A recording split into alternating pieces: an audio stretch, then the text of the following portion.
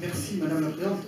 Je suis désolé, je ne suis pas venu là pour intervenir, j'étais venu là surtout pour écouter le professeur Vladimir Isaïev, mais je me permets de rebondir un petit peu sur ce qu'il a dit.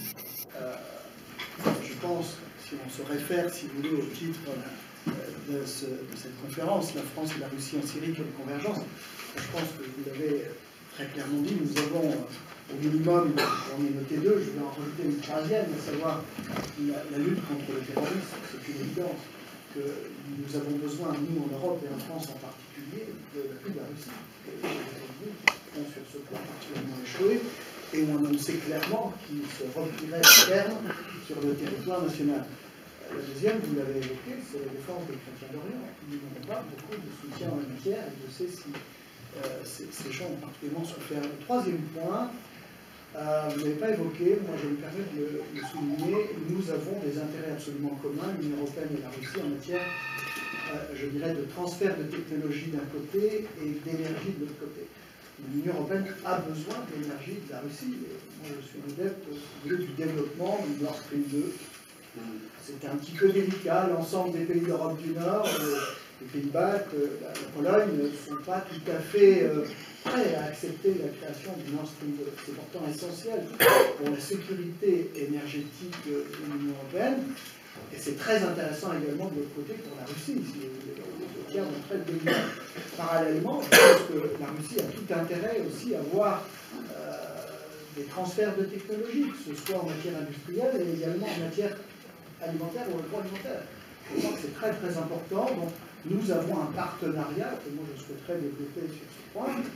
Et puis, je me permettrai quelques regards en arrière, si vous voulez. Si nous avons eu quelques crispations avec la Russie à cause de l'Ukraine, disons les choses comme elles sont. La commission Barroso n'est pas exemple, je dirais, de critique. Nous avons été quelque peu maladroits dans ce qu'on appelle le partenariat oriental, la politique de voisinage. Nous n'avons pas très clairement expliqué qu'un accord, je dirais, de partenariat ne valait pas adhésion à l'Union européenne. C'est ça qui a un petit peu, je dirais, crispé nos relations avec la réaction que vous savez. On en parlait tout à l'heure avec Thibault de Montréal. Moi, je suis désolé que la France n'ait pas respecté sur l'affaire des Mistral, n'ait pas respecté sa parole. C'est toujours important. Et puis j'attends avec certain intérêt, si vous voulez, le Conseil européen du 17 ou 18, ou 16 ou 17, donc dans quelques jours à Bruxelles. Tout simplement parce qu'on ne peut pas avoir un partenariat, je dirais, sur le plan de la défense, et parallèlement avoir des sanctions. Je crois qu'il faut choisir. Donc il a été très clairement dit, ça avait été voté à l'unanimité qu'il y aurait sanctions, tout pendant que les accords de Minsk ne seraient pas complètement, je dirais, concrétisés. Bon, il y a eu des efforts, c'est pas encore tout à fait ça, nous sommes d'accord.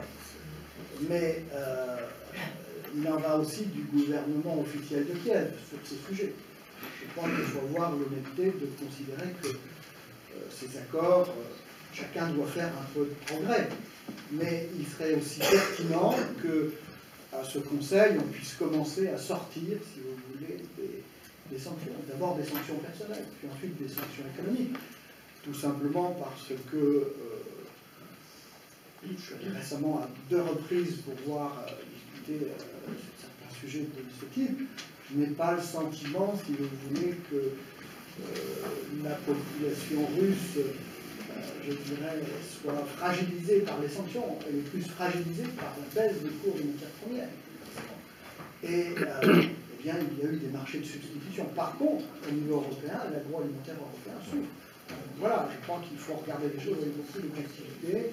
Quels sont nos intérêts, quels sont vos intérêts, et l'Union européenne ne peut pas correctement se développer en étant en indélicatesse ou en conflit avec un grand voisin auquel nous avons une histoire qui nous a rapprochés. Oui, il faut respecter l'équilibre. C'est ce que je voulais dire. Merci encore de m'avoir convié. Merci beaucoup.